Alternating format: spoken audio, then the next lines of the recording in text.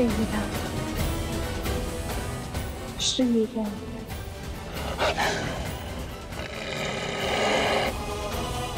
श्रीराम,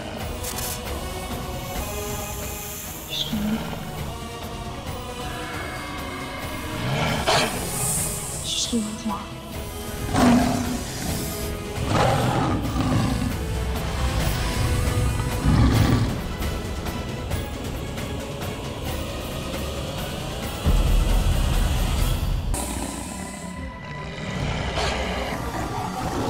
श्री राम।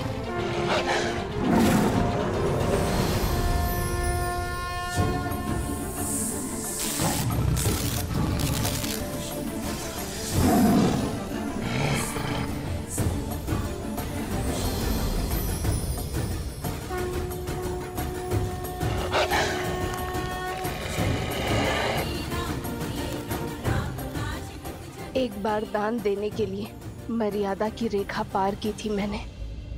नियति ने खेल ही ऐसा खेला था, पर मेरे पति, मेरे श्री राम ने मुझे ज्ञान दिया था कि शुभ कार्य के लिए भी धर्म की मर्यादा नहीं तोड़ी जाती। प्रभु, मुझे मेरे प्रश्नों के उत्तर चाहिए। प्रभु,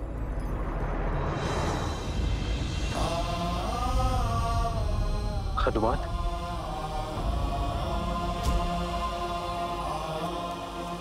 प्रभु,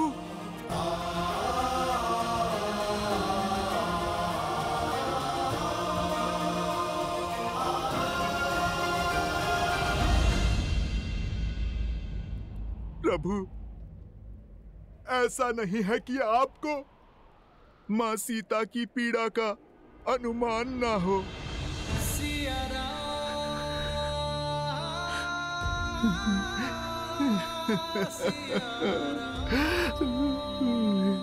प्रभु, ये भक्त भगवान के निर्णय पे प्रश्न नहीं कर रहा। आप केवल मुझे इतना बता दीजिए कि आप कहां से लाए हैं इतनी शक्ति, इतना सामर्थ्य कि मैया को त्याग करके भी किस प्रकार आपके ये प्राण टिके हुए हैं प्रभु।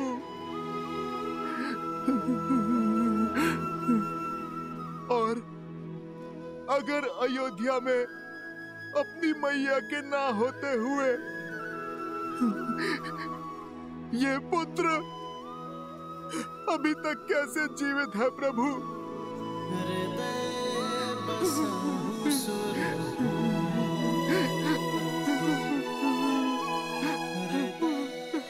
प्रभु,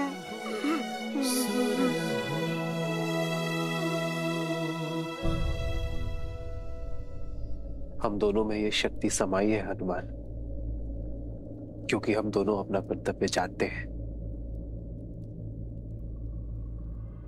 और उसे निभाना भी।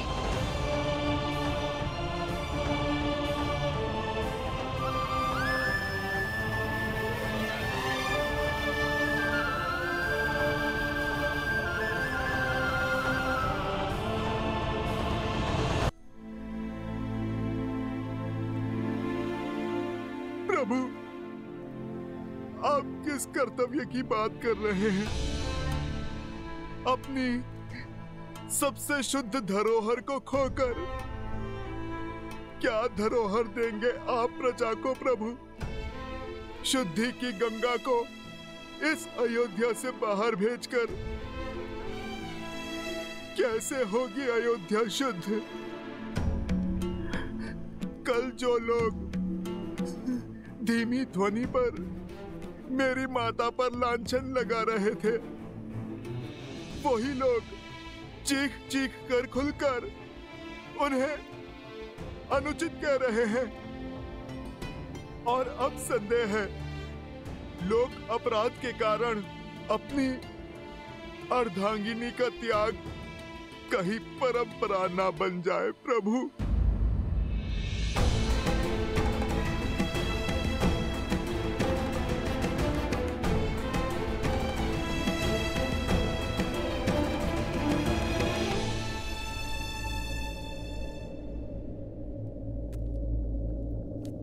कल सूर्योदय तक धैर्य रखो हनुमान।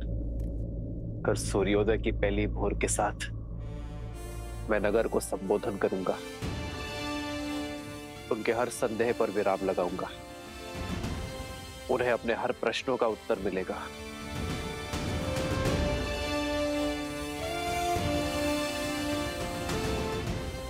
कल भोर राम राज्य की यात्रा का आरंभ होगा।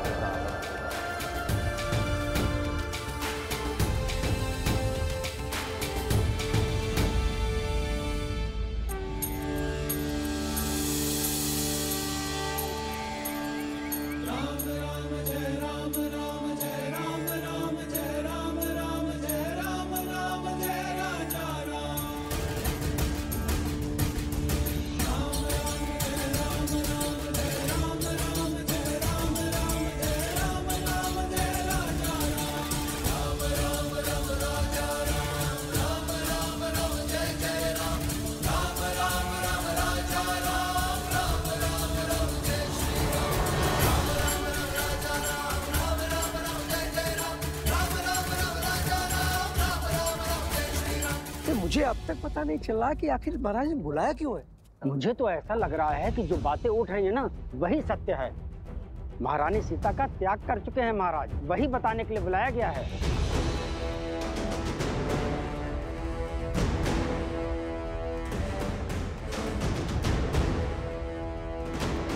क्या सत्य में महाराज ने महारानी का त्याग कर दिया है?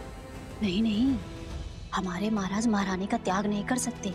अवश्य उस वस्त्र को दंड देने की बात होगी जिसने महारानी पर सत्य किया है। अरे बहना, धुआं उठा है तो अग्नि तो कहीं ना कहीं होगी ही ना। मुझे तो लगता है सारे नगर में दंड रोपित किया जाएगा। महारानी के बारे में कैसी कैसी बातें फैल गई हैं।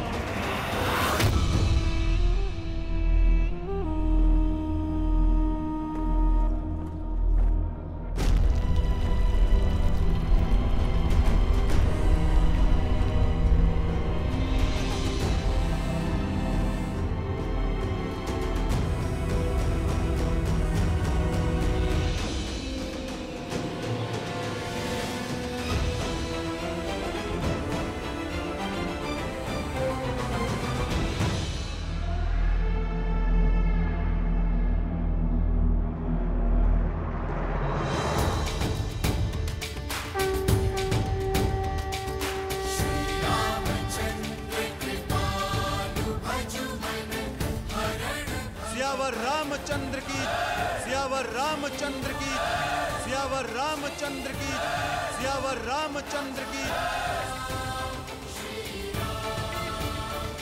देखते हैं राम क्या स्पष्टीकरण देता अपने कर्म का। चिट भी मेरी, पट भी मेरा, सीता तो गई। श्री राम।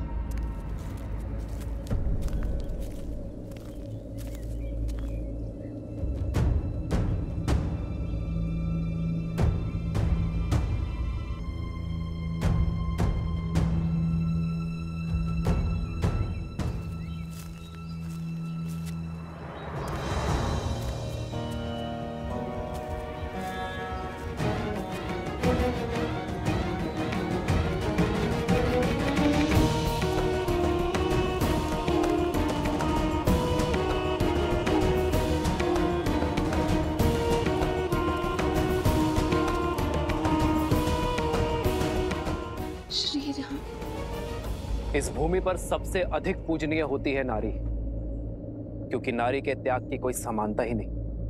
अपने पिता की छत्रछाया में, अपनी मां की ममता को त्याग कर अपने पति के वंश की वृद्धि हेतु वो उसके घर आती है। भविष्य को जन्म देने के लिए अपना सत्व, अपनी शक्ति बलिदान कर देती है। फल देने वाले वृक्ष भी सेवा मांगते हैं, समय पर खाद, सिंचाई, देखभाल मांगते हैं। एक नारी अपनी पति से, ससुराल से, समाज से केवल मित्रता और सम्मान की आशा रखती है, पर उसे यह भाव भी नहीं मिलता। पत्नी अपना समर्पण, अपना अस्तित्व, अपना सर्वस्व पति के चरणों में अर्पण कर देती है। पग पग पर अपने पति का साथ देती है। पति राजा से रंक बन जाए तब भी उसका साथ नहीं छोड़ती। वनवास के हर कंटक को अपने पति के साथ सहती है। महाराक्षसों और राक्षसों के कारागार में जीवन की हर असहनीय कष्ट को भोगते हुए भी वो अपने पति के प्रेम की रेखा नहीं छोड़ती।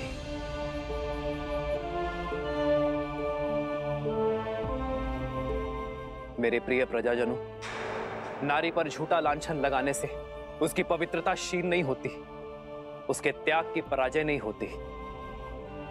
पराजय तो उस पति की होती है जो अपने पत्नी के त्याग को उसका समुचित स्थान नहीं दे पाता।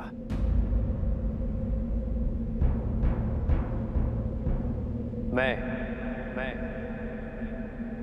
इक्ष्वाकु वंशज अयोध्या नरेश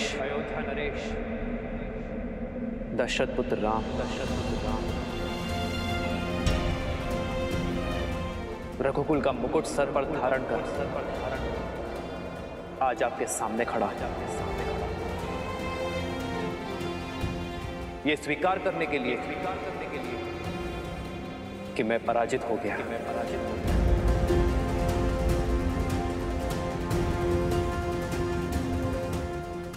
अपनी सीता को विवाह में दिए वचनों को आज मैंने तोड़ दिया है।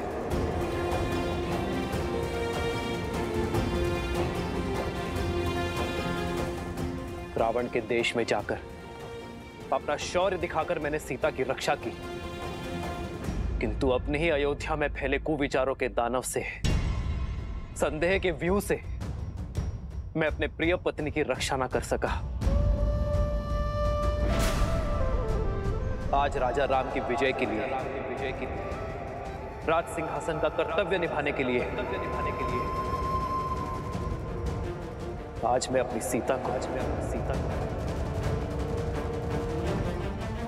अयोध्या से हार बैठा।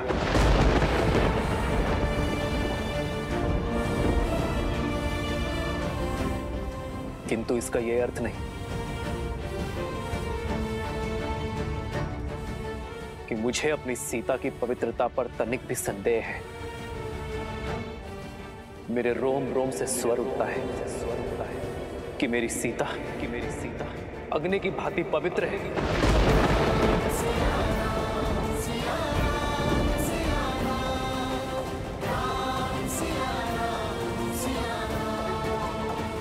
विचित्र है ना, जिसकी पवित्रता की साक्षी में स्वयं अग्निदेव खड़े रहे, उसका ये निष्ठुर पति उसके साथ खड़ा न रह सका, जिसने संग वन में गमन किया। मैंने उसे ही एकाकी गर्भावस्था में वनवास भेज दिया। मेरे स्वर्गीय पिताश्री महाराज दशरथ ये कहा करते थे कि सिंहासन यज्ञ वेदी के समान होता है, और आज सिंहासन की इस वेदी पर मैंने सीता की सुखों की आहुति दे दी है।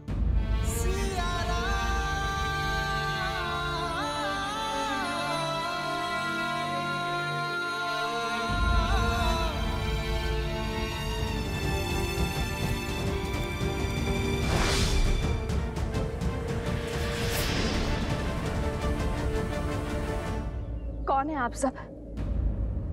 इस मर्यादा की रेखा के भीतर प्रवेश कैसे किया?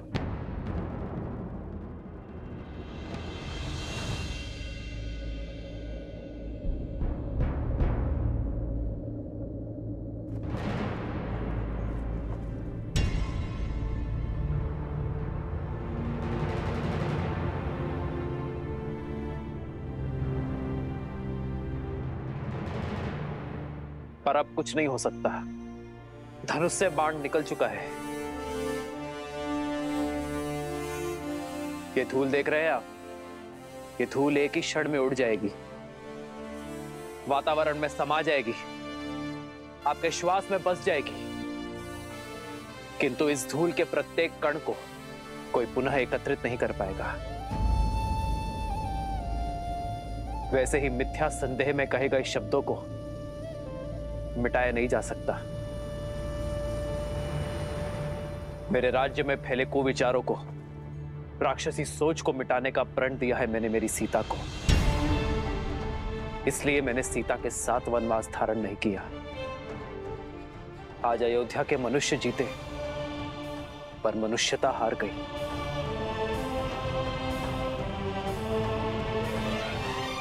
और इसी शोक में ये महल, ये नगर मेरे लिए वनवास है। हमसे भूल हो गई महाराज, हमें क्षमा कर दीजिए। हमसे बहुत बड़ा अनर्थ हो गया महाराज, हमें क्षमा कर दीजिए, हम सबको क्षमा कर दीजिए महाराज। महारानी सीता को लौटा लाइए महाराज, उनका त्याग ना कीजिए। लौटा दीजिए महाराज, लौटा दीजिए महाराज, लौटा दीजिए महाराज, लौटा दीजिए महाराज, लौटा दीजिए महाराज, लौटा दीजिए महाराज, लौटा दीजिए महाराज, लौटा दीजिए महाराज।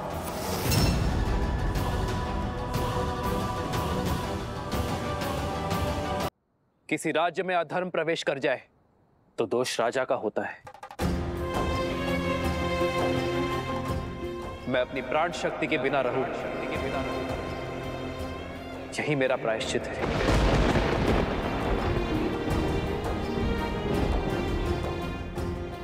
ऐसा करके मैं अयोध्या की प्रजा पर कोई उपकार नहीं कर रहा हूं, यही तो राजा रानी का कर्तव्य है।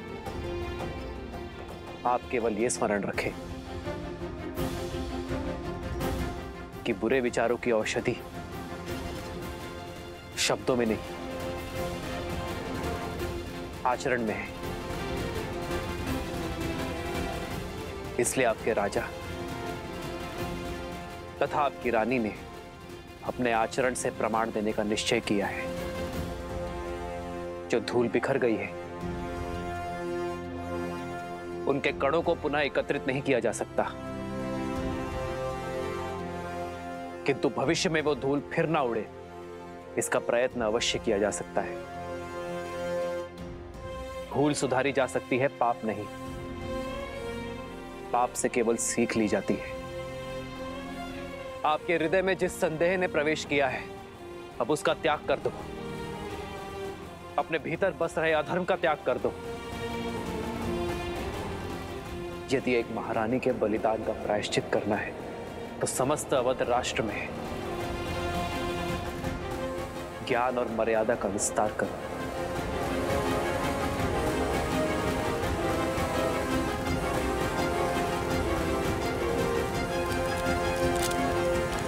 आज आप सभी ये निश्चय करें कि भविष्य में संदेह और कुविचारों के आधार पर बिना किसी प्रमाण के कभी किसी को कष्ट न भोगना पड़े। अपने अपनों से विरह की पीड़ा ना सहनी पड़े। मेरी सीता के बलिदान का यही तर्पण होगा, अपने महाराज को विजय बनाने का यही मार्ग होगा। मेरी सीता के बलिदान का पुण्य मेरी अयोध्या, मेरी प्रजा को प्राप्त हो। बस यही प्रार्थना ये राजा राम ईश्वर से करता है।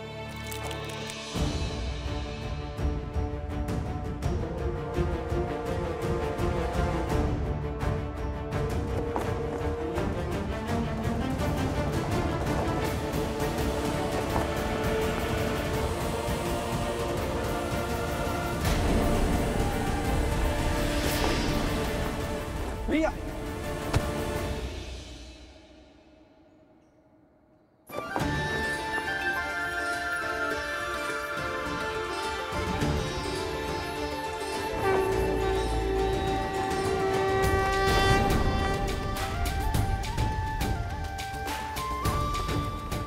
आप सभी निश्चय करें कि अयोध्या का यह ध्वज धर्म का प्रतीक होगा। सियावर रामचंद्र की, सियावर रामचंद्र की, सियावर रामचंद्र की, सियावर रामचंद्र की।